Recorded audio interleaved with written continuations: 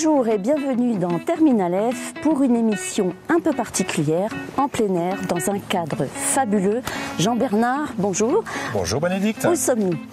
Bénédicte, nous sommes en Suisse, dans un cadre effectivement somptueux, au milieu de ces alpages, sur les hauteurs de Verbier. Panorama absolument exceptionnel, des forêts, des sommets enneigés. On a des marmottes aussi qui sont à quelques mètres de nous. C'est un lieu extrêmement apaisant, tout à fait reposant.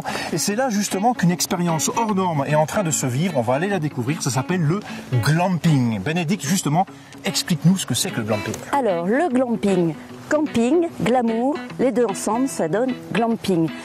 Un concept d'hébergement en plein air, éco-chic, avec du confort, une décoration top, bref, le camping du nouveau millénaire.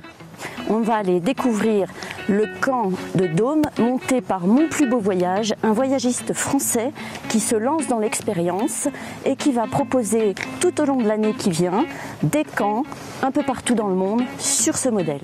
Bénédicte, moi j'ai l'eau à la bouche, j'ai hâte qu'on aille voir ça. Allons-y.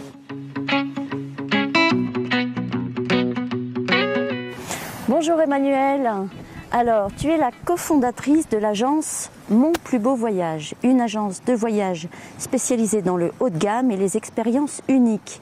Et en matière d'expériences uniques, tu nous as préparé quelque chose aujourd'hui dans ces montagnes suisses, un campement totalement hors norme et complètement glamour, d'où le glamping. Le glamping en voyage, Emmanuel, qu'est-ce que ça représente ? Bonjour Bénédicte, bonjour Jean-Bernard et bienvenue en Suisse. Alors le glamping, c'est effectivement le camping chic et glamour, un campement éphémère installé au milieu de nulle part. On peut construire ce type de campement absolument partout dans le monde. Évidemment, je ne suis pas toute seule à construire ces magnifiques dômes. Il y a toute une équipe Amazing Escape derrière, qui est notre partenaire suisse et qui sont Paul et Vincent, les fondateurs de ce concept absolument extraordinaire, parce qu'il n'y a pas d'autre mot. Mais Emmanuel, qu'est-ce qu'il y a justement comme expérience hors norme ? Pourquoi c'est si... Alors il y a le cadre évidemment qu'on devine qui joue beaucoup. Après dans l'expérience en elle-même, qu'est-ce qu'on recherche à travers ce type d'hébergement tout à fait insolite ? Je pense qu'aujourd'hui on recherche le contact avec la nature. Personnellement, avec Marion, donc mon associé, on a dormi une nuit ici et on a vraiment adoré être dans ce paysage absolument fabuleux, avec les montagnes en toile de fond. Il y a personne autour de nous, donc on est vraiment seul au monde. C'est une sorte d'exclusivité avec la nature. Voilà. Dans un confort hors norme. Exactement, c'est une harmonie avec la nature, les marmottes, les bouquetins qu'on n'a pas vus aujourd'hui, mais les marmottes qui sont là autour de nous. Je crois que Bénédicte et moi, on va s'installer, non ? Oui, on va s'installer ici. Je crois que c'est prévu d'ailleurs. Oui, et il y a même des petits chalets en bois qui sont très très jolis et qui contrastent bien avec ces dômes futuristes dans ce paysage lunaire. C'est pas des tentes normales évidemment. Est-ce que tu peux nous expliquer un petit peu la conception technique de ces éléments de confort ?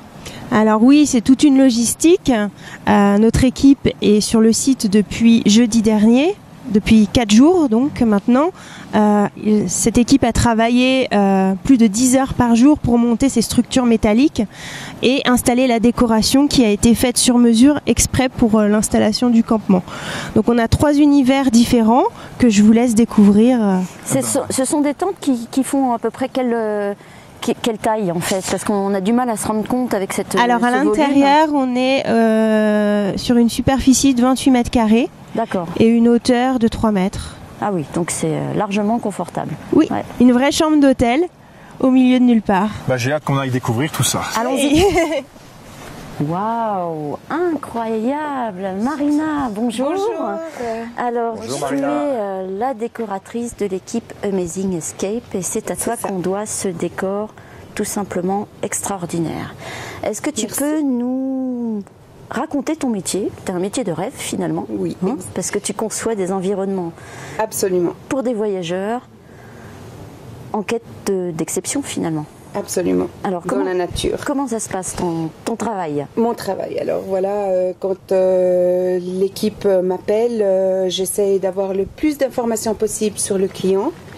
Je vais visiter le lieu et je m'adapte au lieu. J'essaie de profiter le maximum de l'environnement pour faire ma déco.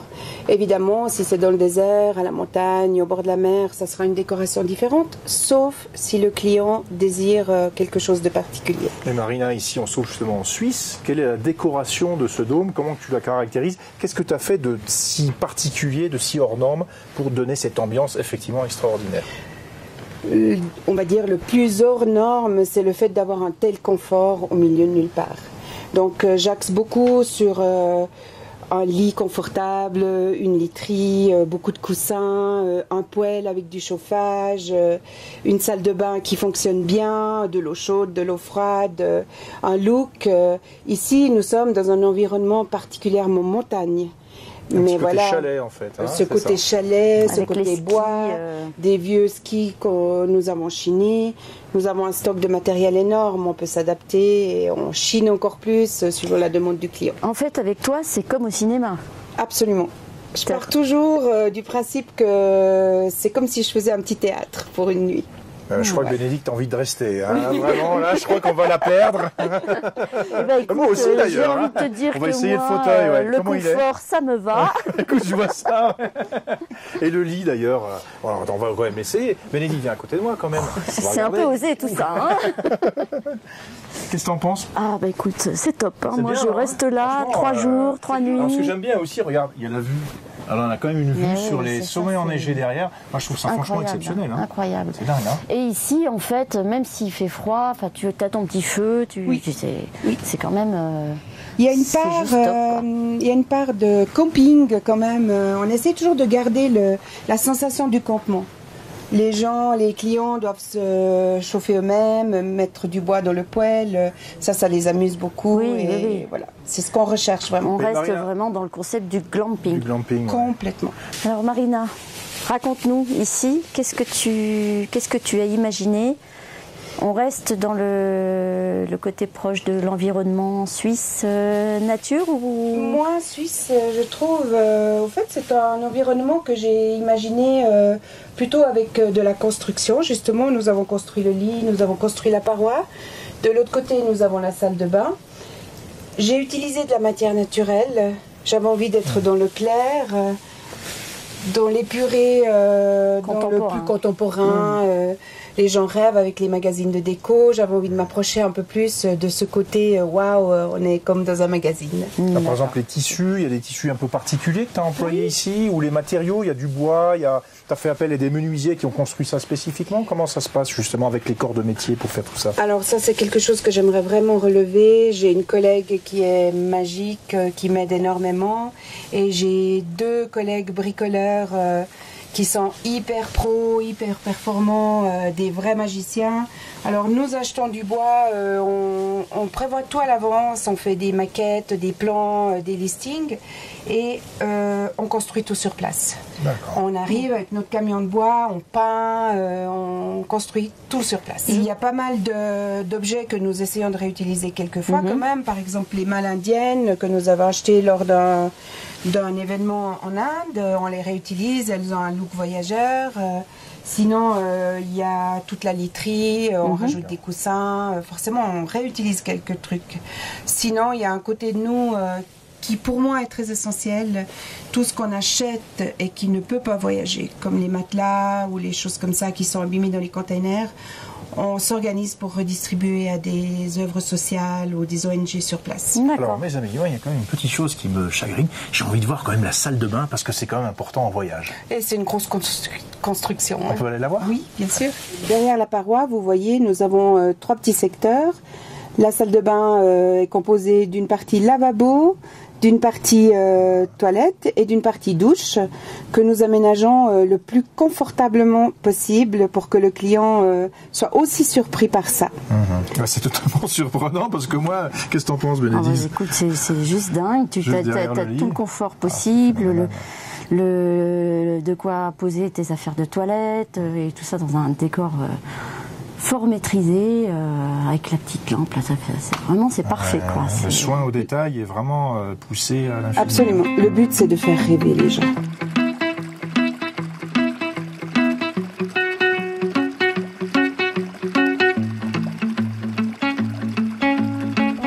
à ce bon pain valaisan. Bénédicte, je suis tenté par ces plaisirs de la table. Alors, parce qu'il faut quand même bien le préciser, c'est que le glamping, c'est pas simplement un hébergement hors norme, c'est aussi les arts de la table, une gastronomie. Justement, Paul, qu'est-ce que tu peux proposer à tes clients dans ce cadre gastronomique? Alors oui, suivant où on installe le camp, si un produit du terroir bien particulier, comme ici en Valais, où on a un magnifique pain qu'on fait circuler là, des fromages exceptionnels, du vin aussi vraiment local. Et effectivement, on va en profiter pour faire goûter ça aux clients.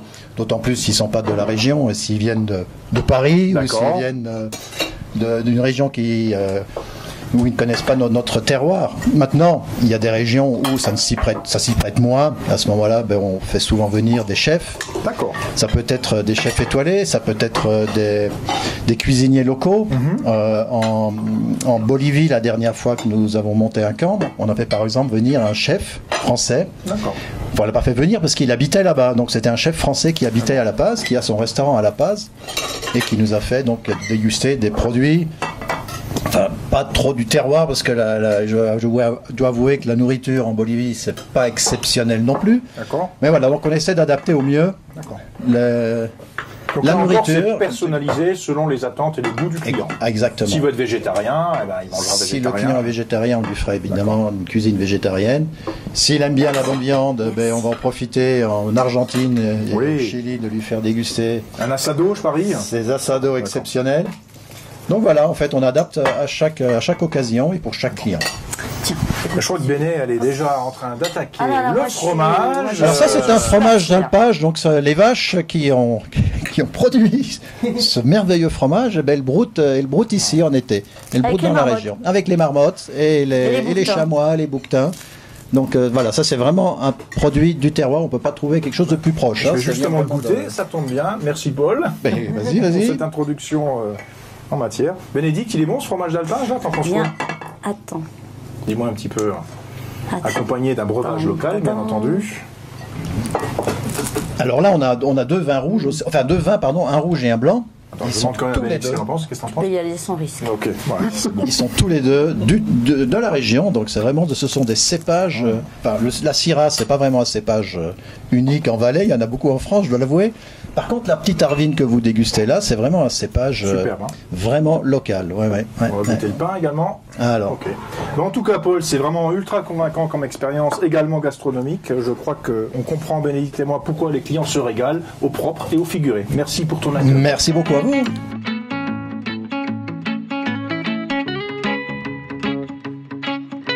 Ici, on a ce qu'on appelle notre boîte noire. C'est une boîte qui fournit à la fois de l'eau dans les salles de bain, puisqu'on veut absolument offrir un maximum de confort à nos clients. La boîte fournit de l'eau chaude avec de la pression dans les douches, mais elle fournit aussi de l'électricité à l'ensemble du camp. Alors comment ça fonctionne de ce point de vue-là? C'est assez simple. On a là-bas des panneaux solaires, on a là-bas au-dessus une éolienne, et ces deux éléments vont fournir de l'énergie à des batteries qui se trouvent à l'intérieur de la boîte. Si à un moment on manque un petit peu soit de vent ou de solaire pour fournir la boîte, on peut éventuellement compléter par un générateur, mais comme on veut être écolo, on essaie d'éviter ça. Alors justement, la partie écolo nous intéresse beaucoup, Bénédicte et moi. Alors justement, combien de litres d'eau on utilise pour plusieurs jours? Comment ça fonctionne ce recyclage d'eau justement? Alors voilà, on a à l'intérieur de la boîte ici, on a en fait un réservoir d'eau qui fait à peu près 50 litres. Pas plus? Pas plus. Avec ces 50 litres, on peut fournir 2 tentes. Pendant combien de temps?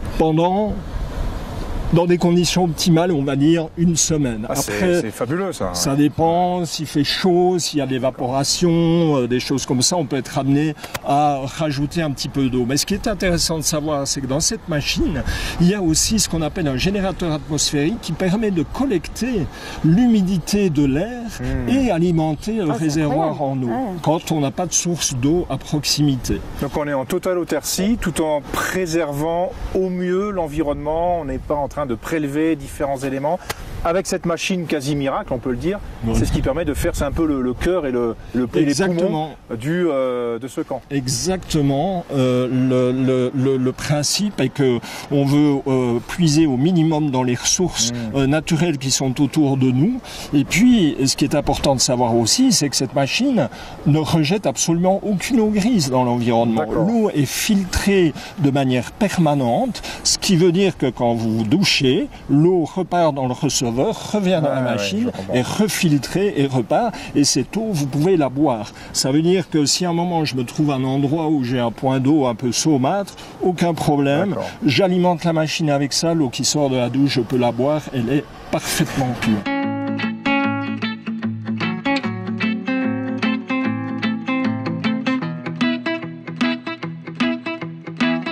Marion, bonjour. Tu es donc la partenaire d'Emmanuel, donc cofondatrice de Mon Plus Beau Voyage. Avec toi, j'aimerais bien que tu nous expliques ce partenariat avec Amazing Escape.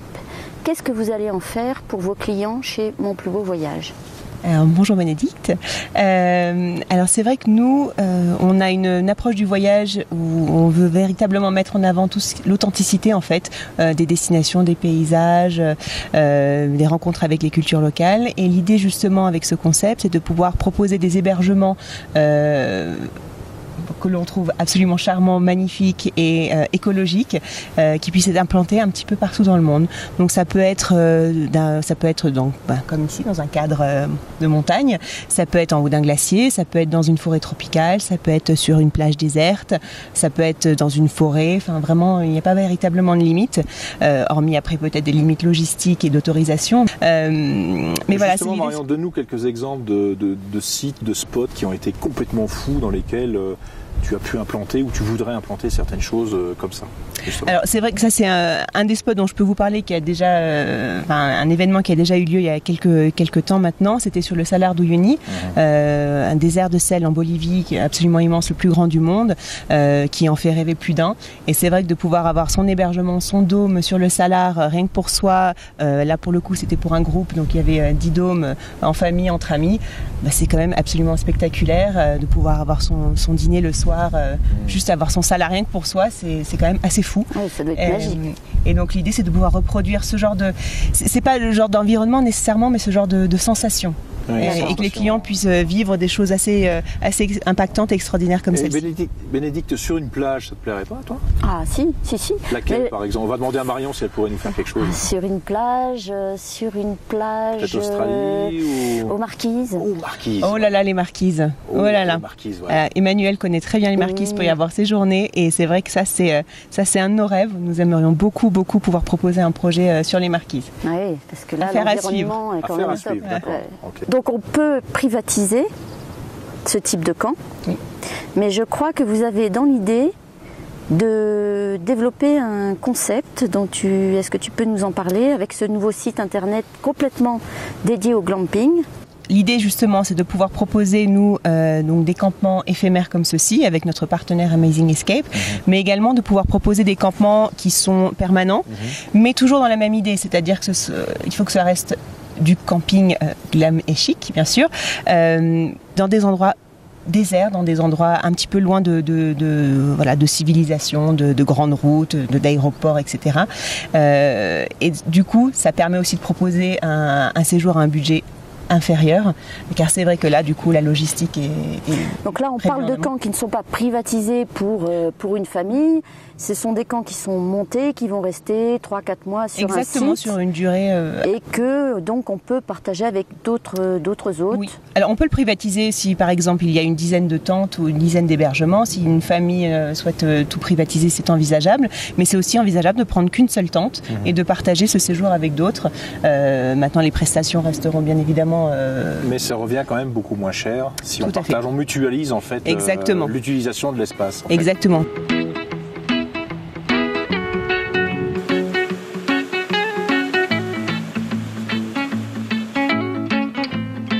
Bénédicte, franchement, qu'un environnement aussi somptueux que celui-là, un hébergement totalement hors norme, on a vraiment envie de rester. C'est une expérience que je confirme magique.